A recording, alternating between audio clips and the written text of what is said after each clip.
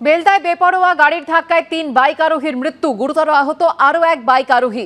আশঙ্কাজনক অবস্থায় ভর্তি করা হয়েছে মেদিনীপুরের একটি নার্সিংহোমে। গতকাল রাত 11:15 নাগাদ 16 নম্বর জাতীয় সড়কে এই দুর্ঘটনাটি ঘটে। মাসকট স্পিন কন্ট্রোল ল্যাবের পরীক্ষায় এটি প্রমাণিত। কিয়াসেট আলোপেক্স পেন্টা অ্যাক্টিভ নতুন চুল গজাতে সাহায্য করে, চুল পড়া বন্ধ করে। কিয়াসেট Alopex penta active 10 hair fall প্রবলেমের একমাত্র সলিউশন। কাটআউট দিয়ে টার্ন নেওয়ার সময় দুটি বাইককে ধাক্কা ওড়িশাগামী গাড়ি। ঘটনাস্থলে মৃত্যু হয় 3 জনের। গাড়ি আটক হলেও চালক সহ আরোহীরা পলাতক।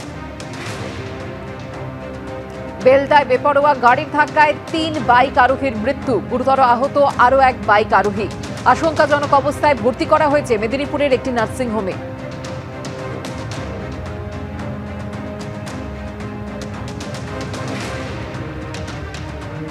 সিঙ্গুরে ফেরত দেওয়া জমি হয় চাষযোগ্য করা হোক, না হলে তাতে গড়ে তোলা হোক শিল্প। এই দাবিতে এবার আন্দোলনের পথে হাঁটতে চলেছেন জমিদাতাদের একাংশ। গঠন করা হয়েছে সিঙ্গুর বন্ধা জমি পুনর্ব্যবহার কমিটি। বিলম্বিত বোধোদয় বলে খোঁচা দিয়েছে সিপিএম, যদিও এই আন্দোলনের যথার্থতা নিয়েই প্রশ্ন তুলেছেন সিঙ্গুরের তৃণমূল বিধায়ক। আমাদের ডিসিশনটাই ভুল হয়েছে। এখন দেখছি তো কারখানা হলেই ভালো হতো। আগামী দিন যে দিদি কারখানা করে করুক, আপনি যদি করেন শিল্প করেন করুন, নাহলে জমি ঠিক করে দিন, চাষযোগ্য করে দিন। তখন আন্দোলনে নামতে হবে।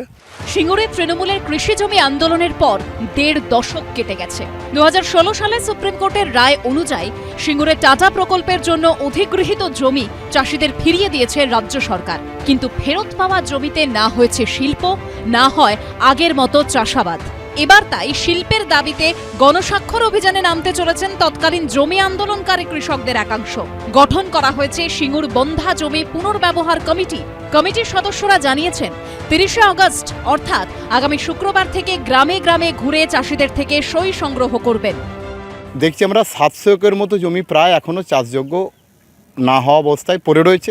আমরা সিঙ্গুর বন্ধা জমি পুনর্ব্যবহার কমিটি এলাকার চাষিদেরকে নিয়ে এবং কিছু বিশিষ্ট মানুষকে নিয়ে আমরা তৈরি করেছি। আমরা চাষিদের দাবি দাবা সরকারের কাছে পৌঁছে দেবো। চাষিরা ব্যক্তিগতভাবে আবেদন মুখ্যমন্ত্রীর কাছে করবেন, সেই আবেদনপত্র আমরা পৌঁছে দেবো। সিঙ্গুরের মাটিতে তৃণমূলের জমি আন্দোলনে সাড়া দিয়ে সেই সময় যে কৃষকরা সামিল হয়েছিলেন, এখন তাঁদের একাংশের গলাতেও শোনা যাচ্ছে আফসোসের সুর। আফসোস তো হবেই, কারখানা যদি হয় হোক, কিন্তু চাষযোগ্য যদি করে দিচ্ছে না, যেরকম একটা করতে তো হবেই। এইবার জমি জায়গাতে ফেলে রাখলে হবে না, আমাদের কি করে চলবে? দিদি বলেছিল যে কর্মস্থান হয়ে যাবে, ওখানে কোচ গাড়ির ফ্যাক্টরি করবো, টাটাটা চলে যায়। জমি তো ফেরত পাইনি এক কাটাও। জমি চাষযোগ্য করে দেবে বলেছিল, কোনো চাষযোগ্য বলে জমি হয় না। জমি যেমন তেমন পড়ে আছে। হয় চাষ, না হয় শিল্প। এই জমিটাকে তো ফেলে রাখতে পারি না। আমরা তো ফেলে রাখার জন্য আন্দোলনটা করিনি। আন্দোলনের যৌক্তিকতা, আন্দোলনের মানুষের কতটা স্বার্থে সেটা দেখা দরকার। যে ইস্যু নিয়ে আপনারা বলছেন সেই ইস্যু সিঙ্গুরের মানুষ শুনবে না। তার কারণ আমাদের প্রায় 91% জমি আমাদের চাষযোগ্য হয়ে গেছে। ওখানে 70% জমিতে কোনো চাষবাস হচ্ছে না, চাষবাস হওয়া সম্ভবও নয়। ওখানে শিল্পই করতে হবে, এছাড়া বিকল্প কিছু নেই। এটা এরা যা শুরু করেছে বিলম্বিত বোধোদয়, এ দাবি আমরা অনেক দিন আগে করেছি। যে দাবি করছেন ভালো, এটা যদি কার্যকরী হয় ভালো। এই পরিস্থিতিতে কি কৌশল নেয় রাজ্য সরকার, এখন সেটাই দেখার। সোমনাথ মিত্রর রিপোর্ট, এবিপি আনন্দ, হুগলি।